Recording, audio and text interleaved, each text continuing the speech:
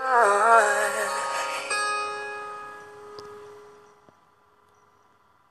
we go, Taylor Henderson, It's a Matter of Time. Now, my guest this morning is Amy. Good morning, Amy. Good morning, Jimbo.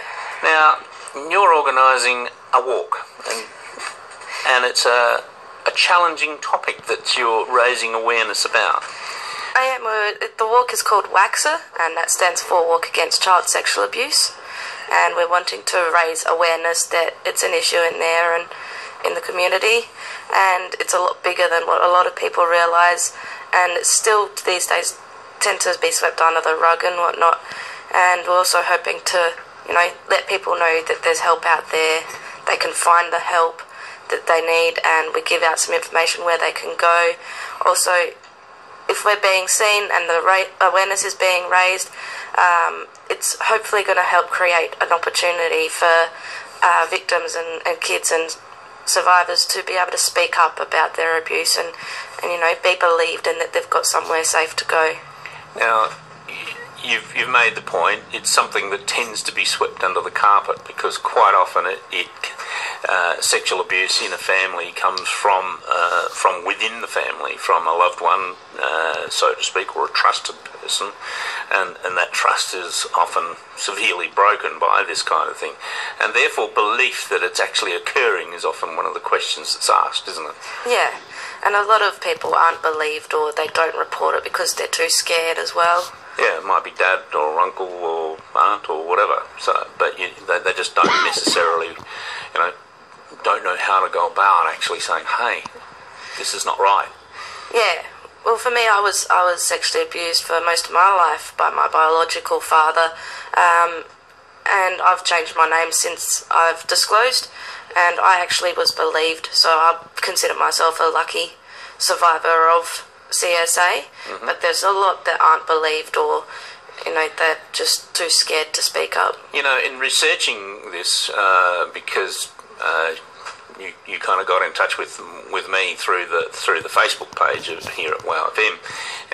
Now I started researching the topic, and there's lots written about it, but it's not actually given the kind of public awareness that perhaps is required.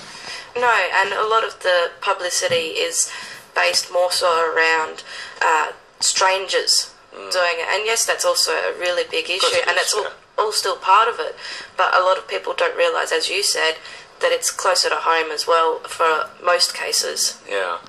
No, I know of people who were forced to leave home at a very young age because the only way out was to actually run away from home, basically, and that's a bit scary as well. Being forced out of your home when you're 15 or 16 because you're not being believed, etc. And back many years ago, where did you go? What was the support mechanism? And that didn't exist at all. Now you're also involved with a group online, which you've set up for people. Now it's not an open group, so people can come and be part of that, and it's kind of just an outreach program you're trying to run there, isn't it?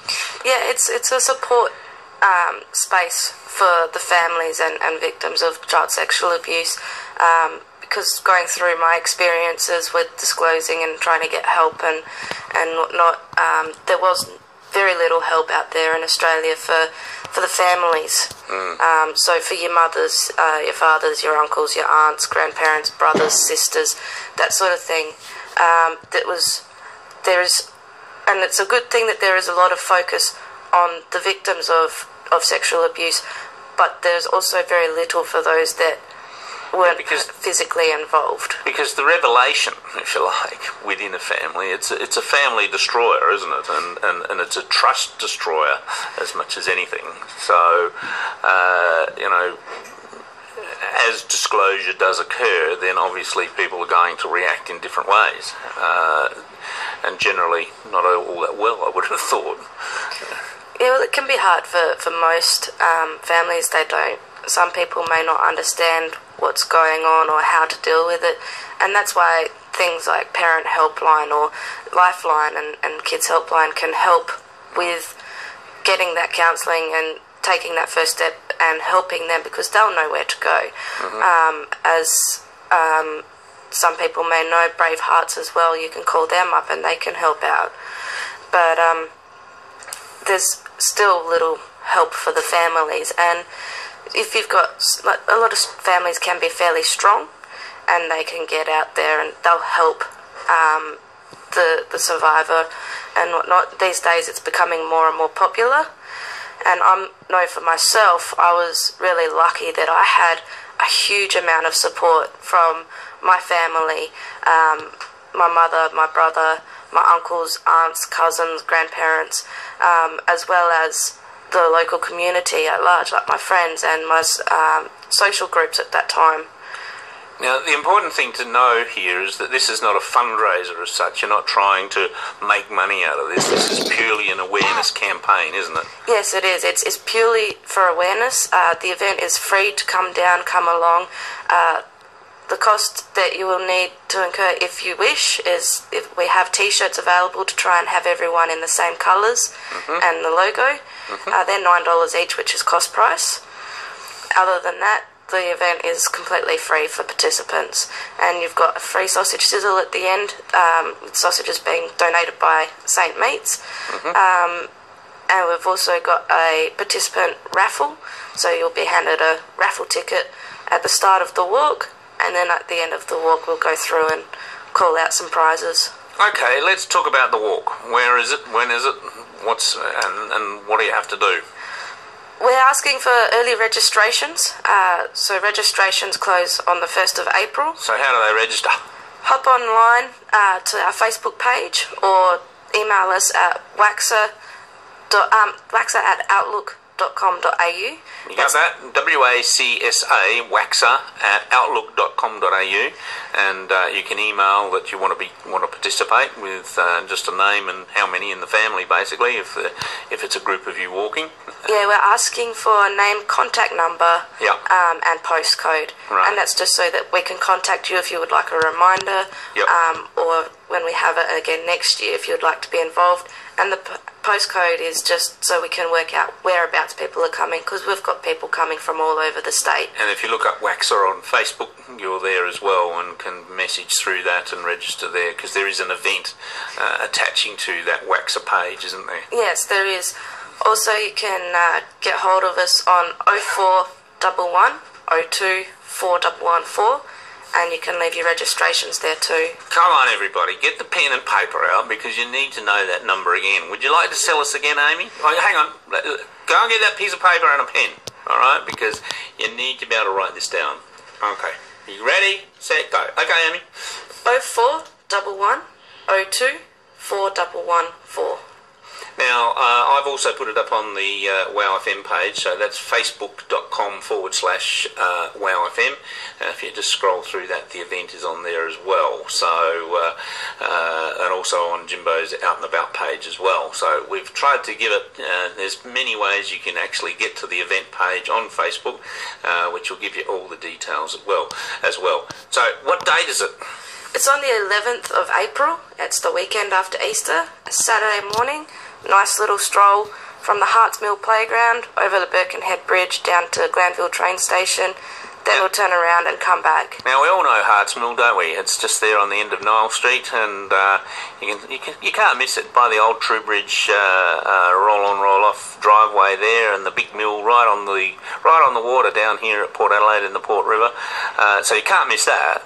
And you all go every Sunday morning to Wild at Heart, don't you, anyway? So you know where it is, and you're meeting in the play or just beside the playground there. Just next to the playground there. Yeah, because it's quite a lovely area there. And now you're getting great support out of the Port Adelaide Infield Council as well, I know, because apart from the fact that you already contacted me, I got a message from the Mayor yesterday saying, hey, Jimbo, you need to support this. So you're getting good support. Yeah, we're getting a lot of support from many businesses, such as yourself, Kmart in Port Adelaide. We've also got Body Roma and St. Meats, and there's just so many community groups and local businesses that are getting behind us as well. So you're walking the whole loop, or you're just walking over and back? We're just walking over and back. Yeah, right. Oh, that's good. So because the hole lives quite a way, really, isn't it? Yeah, it's a fair distance, and we've got a lot of kids that are coming along. It's a family-friendly event. You know, people have been bringing. Last year, people brought their dogs along and took them for a walk, and also being near the playground there. It's a great spot for the kids to go and have a play. We're going to take a little break, but before we come back and talk a little bit more to Amy, but we're going to just remind you that Kids Helpline is there, so any kids listening, if you need help for anything at all and don't quite know who to talk to, this is a great one. So have a listen to this little advertisement for Kids Helpline, because it's an important part of this whole process, and that's part of the awareness campaign. Where can you go to get help? Sometimes I don't know what's wrong, and I'm so confused. Sometimes your friends aren't always what you thought they were. Sometimes everyone is too busy to listen to me. And just when you thought no one cares... Hello, Kids Helpline. Hi, I need to talk about something. Sure, tell me about it. Kids Helpline. We care. We listen. Call 1-800 55 1800.